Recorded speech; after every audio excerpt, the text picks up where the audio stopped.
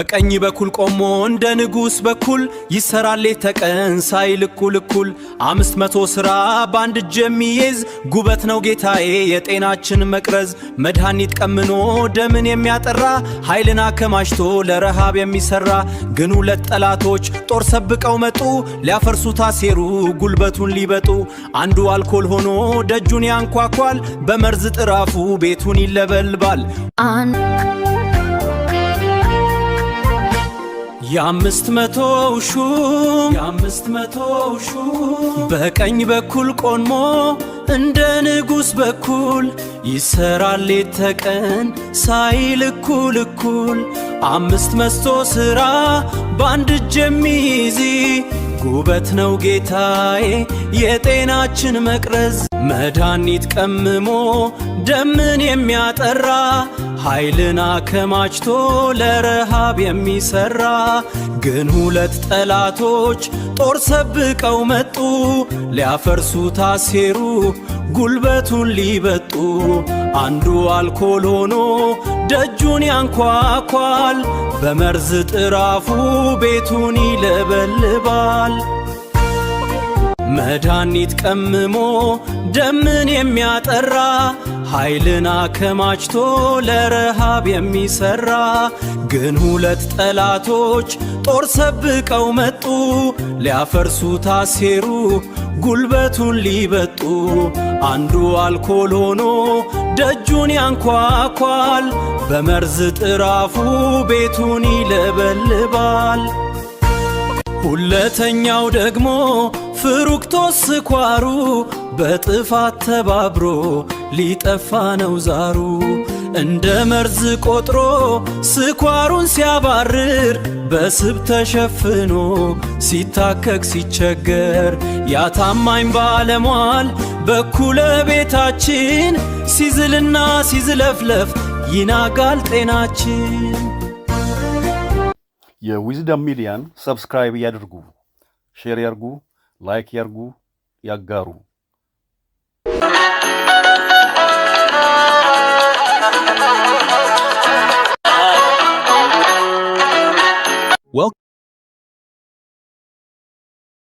ለማውኑ ስለ ጉበት ምን እናውቃለን ምን ያህል እናውቃለን ጉበታችን በጣም አስደናቂ ከሆኑ አካላታችን ውስጥ አንዱ ነው ለምሳሌ ጉበታችን 1/4 ተቆርጦ ቢወገድ ማለት 75% ተቆርጦ ቢወገድ ወደ ቤት አካል እንደዚህ የሚያደርጉ አካላት ብዙ ያሉ ቆዳችን በርግጥ በየወሩ ይታደሳል ፊታችን በየወሩ ነው የሚታደሰው ጤናማ አመጋገብ ካለ እና ሰውነታችን ጤናማ ከሆነ ማለት ነው ለምሳሌ ሁለት ሳምባን ያለ በአንድ ሳምባ መኖር እንችላለን ሁለት ኩላሊት ያለ በአንድ ኩላሊት ብቻ መኖር እንችላለን አንድ ልብ ያለን ሌላ አማራጭ ልብ መኖር አለበት መስራት አለበት ከተበላሸ መስራት ካቆመ ሞተናል ጉበት ግን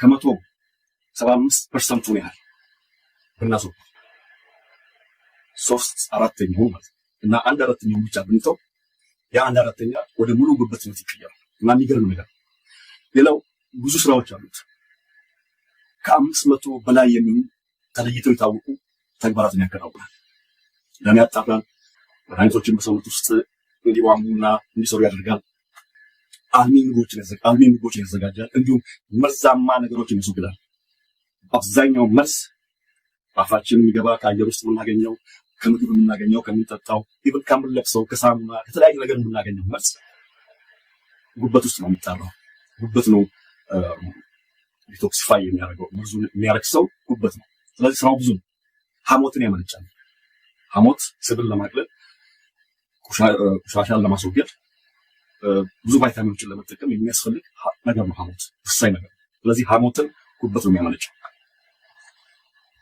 ለምግብ መፈጨትና በስብ ውስጥ የሚሟሙ መርዛማ ነገሮችን ከሰውነት ለማስወጣት በከፍተኛ ደረጃ ይረዳል የኃይል መጠን ይቆጣጠራል ለምሳሌ ትርፍ ግሉኮስ ሲኖር ስኳር ሲበዛ ወደ ግላይኮጅን ቀጥሎ ወደ ስብነት ይቀይረዋል በመቀየር እንደምን ያከማቻል ለክፉ ጊዜ ያከማቻል ስለዚህ የኃይል መጠንን ይቆጣጠራል።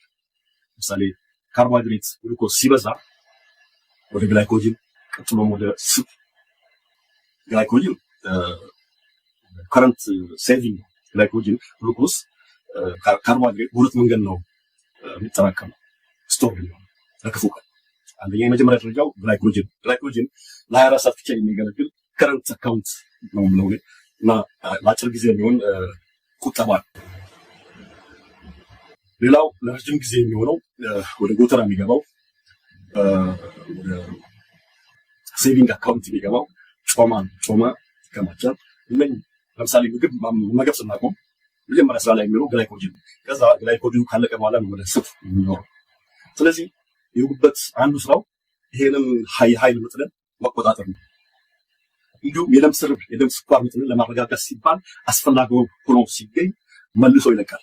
ይሄ ለምሳሌ ምግብ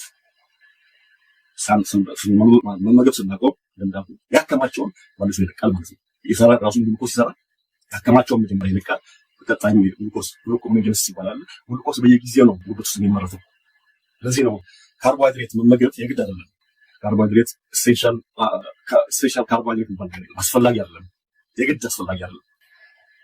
ለሰውነታችን ግሉኮስ ጠቃሚ ነው፣ አስፈላጊ ነው። ነገር ግን መመገብ ያስፈልጋል፣ የግድ አይደለም። ምክንያቱም ከሌሎች ነገሮች ሰውነታችን በጉበት ውስጥ ግሉኮስ ስለሚመረት አስፈላጊ ያልሆነው እንደ አልሚ ምግብ ባንክ ያገለግላል። የአልሚ ምግብ ባንክ ለምሳሌ ቫይታሚን ኤ፣ ዲ፣ ኢ፣ ኬ፣ ቢ12 እንደ አይረን፣ ብረት፣ ፌሬቲን የሚባለው እነዚህ ሁሉ ያከማቻል እና መዳብን ጨምሮ ቫይታሚኖች በሙሉ ቫይታሚኖች አይረን፣ ብረት ለምሳሌ ለዚህ ነው አሁን የደም ማነስ ያለበት ሰው አንዱ የሚመከረው ጉበት ይበላል። ምክንያቱም ብዙ አይረን ስላለ ጉበት ውስጥ የደም ማነስ ያለባቸው ሰዎች፣ አኒሚያ ያለባቸው ሰዎች ችግሩ የአይረን ማነስ ከሆነ ጉበትን መብላት መፍትሄ ነው እና ሌላው የጉበት ስራ የአሚኖ አሲድ እና የፕሮቲን ሜታቦሊዝም ያከናውናል። ለደም ፕላዝማ አስፈላጊ የሆኑ ፕሮቲኖችና ናይትሮጅንን በሰላማዊ መንገድ ለማስወገድ የሚረዳው ዩሪያን ያመርታል። እንደ በሽታ መከላከል እንደ በሽታ ተከላካይ አካል ያገለግላል ማለት ነው። በጉበት ውስጥ የሚገኙ ኩፈር ሴል የተባሉ ሴሎች ከሆድ ዕቃ የሚመጡ ባክቴሪያዎችና ቫይረሶችን ያጸዳሉ። ስለዚህ ጉበታችን ብዙ ስራ አለ። እንደ ሰውነታችን መከላከያ ሁሉ የመከላከያ አካል ሁሉ ያገለግላል ማለት ነው።